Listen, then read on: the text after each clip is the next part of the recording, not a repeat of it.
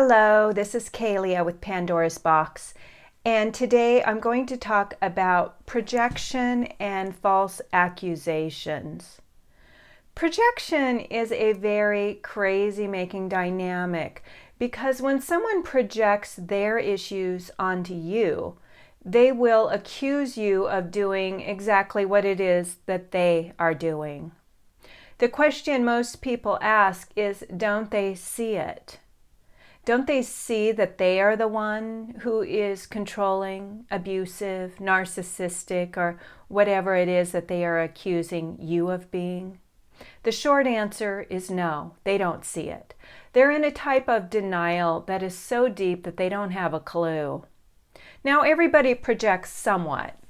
An obese woman who can't control her eating might be angry at her alcoholic husband for being unable to control his addiction. We may feel someone doesn't like us, but the deeper truth is we might not like them. Or you might think somebody else is being aloof when you are the one being aloof. But with narcissistic projection, it's much deeper and more complex than found in the average person. In order to avoid responsibility for their own behavior, they project their behavior outwards and accuse the one they are mistreating of mistreating them. Do they actually believe it? Most of the time, yes, they do. The really crazy-making part of projection is that when somebody accuses you of doing what he or she is doing, and that person actually believes this is true, you have absolutely no recourse.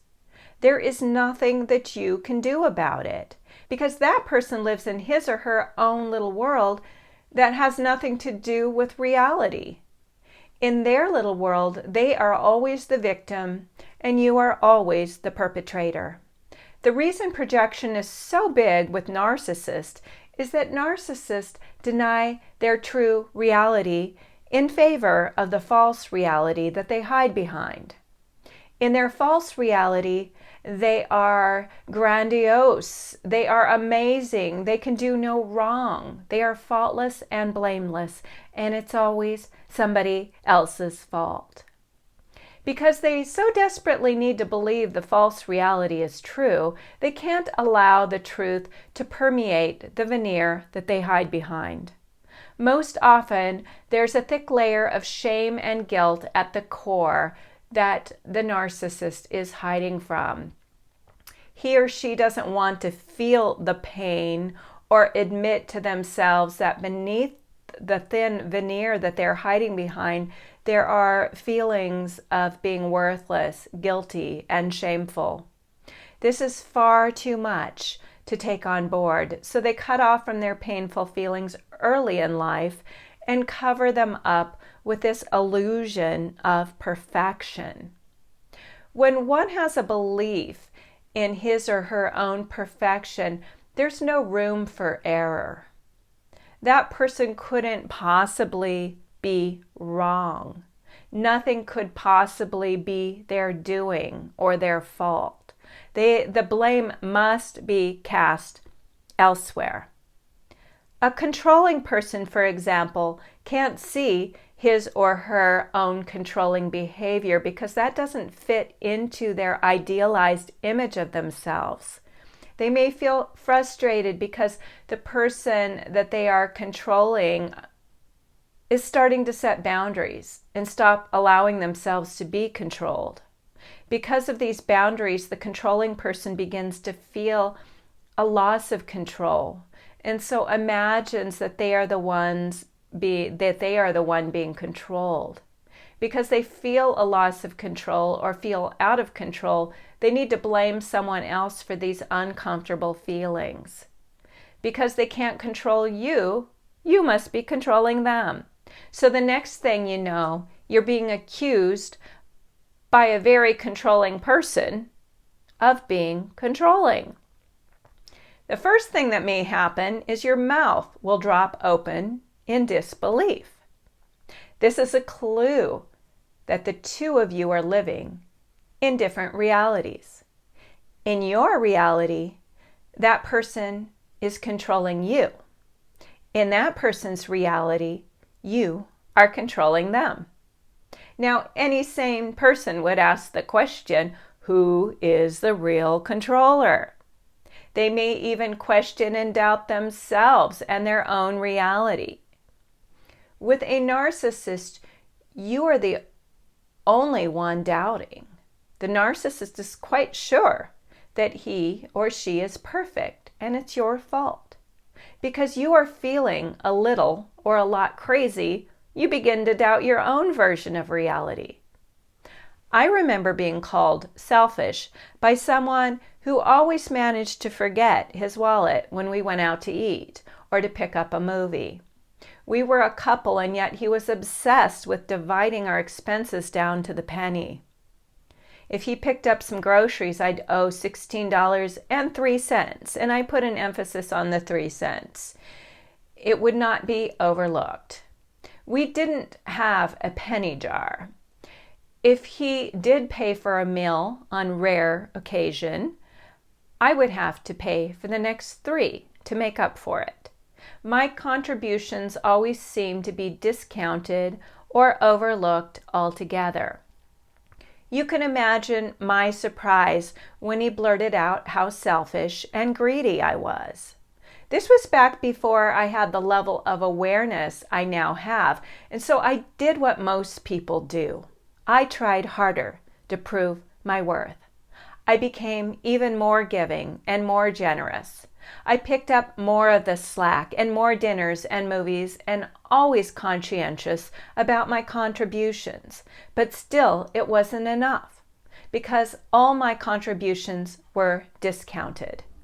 In the end, I was told that I've done nothing to contribute to our relationship, and I didn't deserve anything from our joint investments. I actually had to take him to court to get my 50% of the assets that we accumulated together.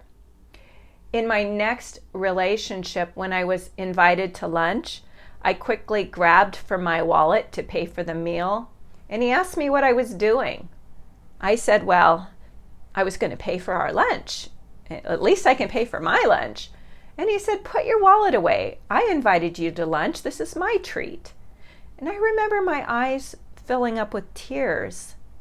And I just looked at him and said, well, I didn't want you to think that I was selfish. And he was confused. He said, why would anybody think of you as being selfish?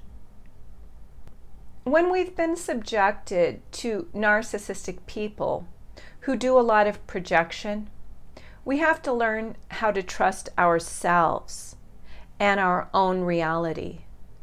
Otherwise, we will be manipulated by the projections of the other. We will try harder to be what they want or need us to be, when we weren't lacking in the first place. I've seen this dynamic a lot with clients accused of not caring, and so they end up bending over backwards to show that they care, when the truth is the one accusing them of being uncaring is actually the one who is uncaring. So the accused works harder and harder for that approval and a validation, but can never win. Clients will often tell me, if I can just prove to him that I'm willing to do whatever it takes to make this relationship work, he will finally see how hard I'm really trying and appreciate my efforts. Well, this is never the case with a narcissist. You can bend over backwards, twist and turn yourself in every way possible. Go out of your way on a consistent basis. Give until you have nothing left to give. And in the end, you will be told that you didn't do enough, that you are worthless. And the failure of the relationship is entirely your fault. You will be left feeling like you've been run over by a Mack truck. You might ask, how is this possible that he didn't see any of my contributions? Well, projection works in reverse as well. It's entirely possible that the narcissist in your life actually believes that he or she was the one doing all the things that you were doing. That person took credit for all your contributions and assigned you the properties that that person brought into the relationship.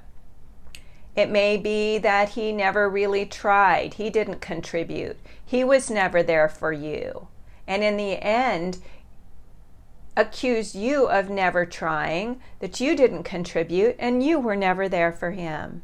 So there's really no winning in a situation like this. And the sooner you recognize the projection and stop taking it on, the sooner you will begin to get back to health.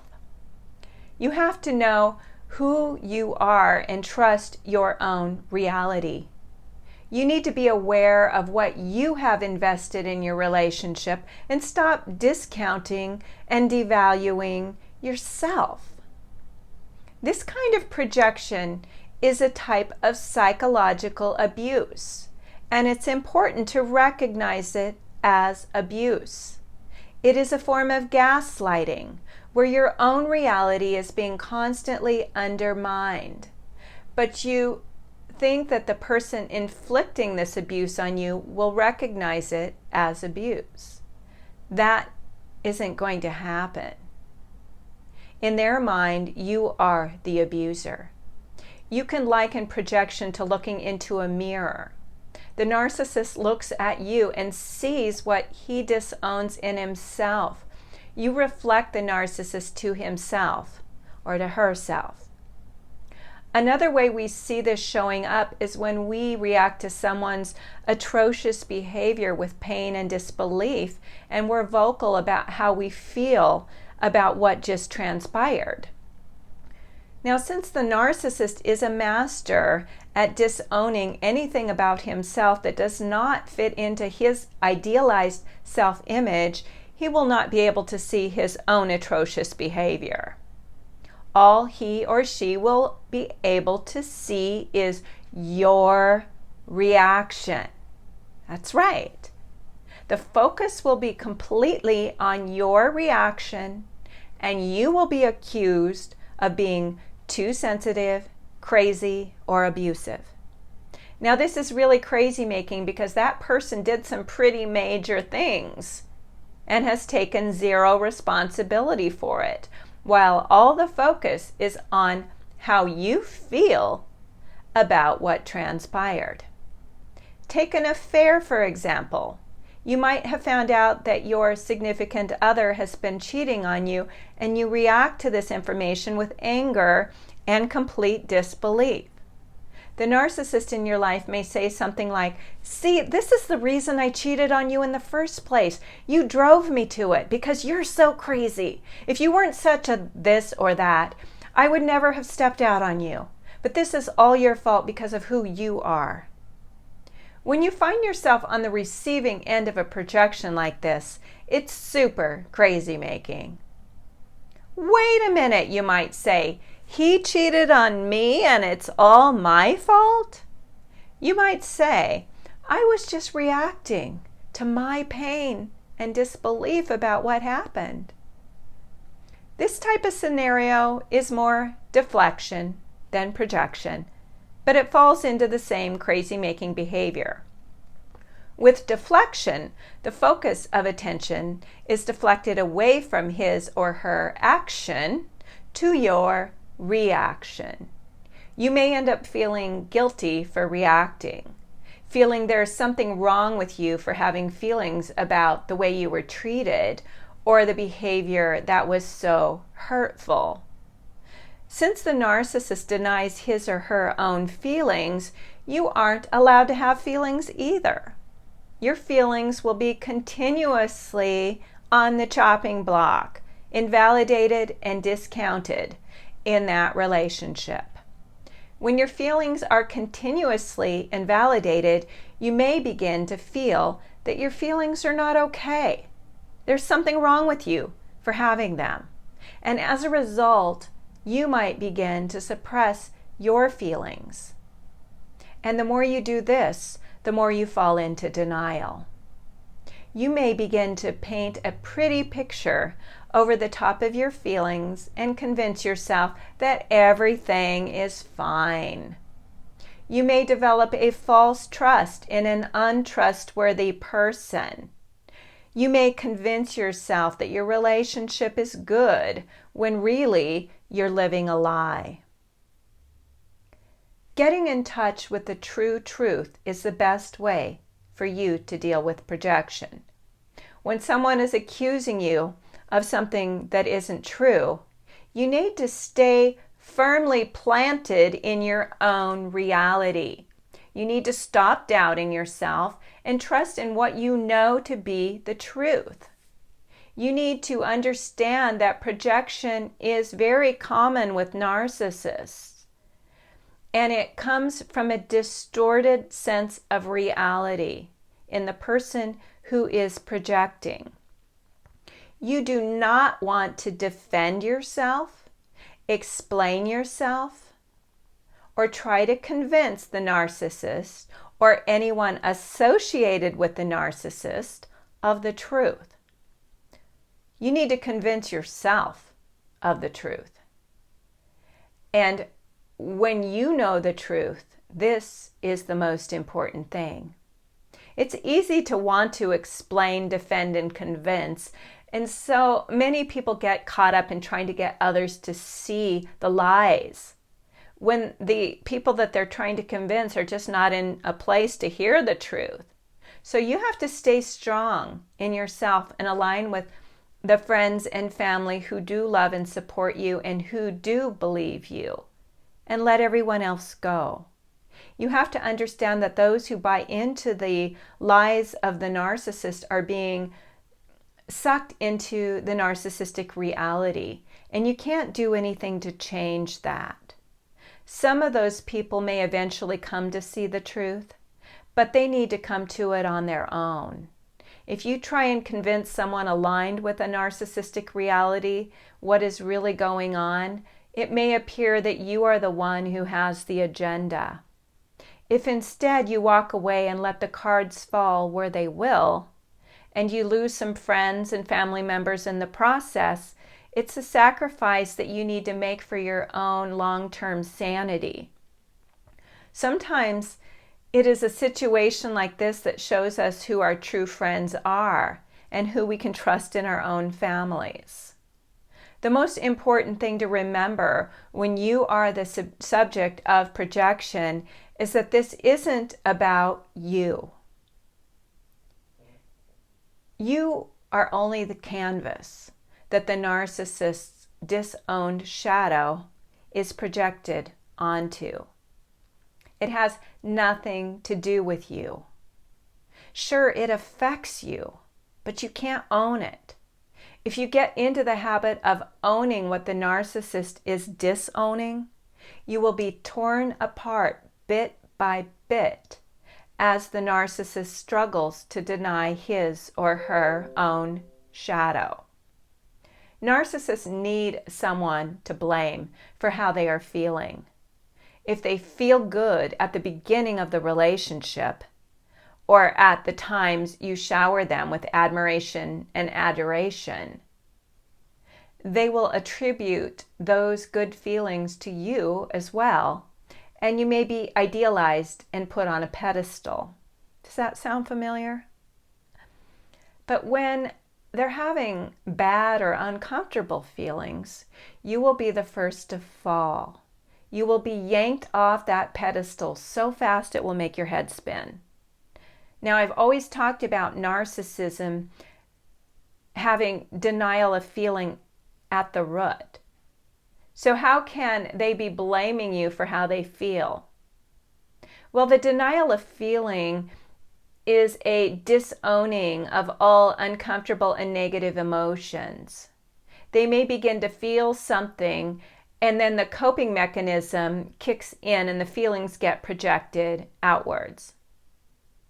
Understanding projection will help you to stop owning or taking on other people's feelings.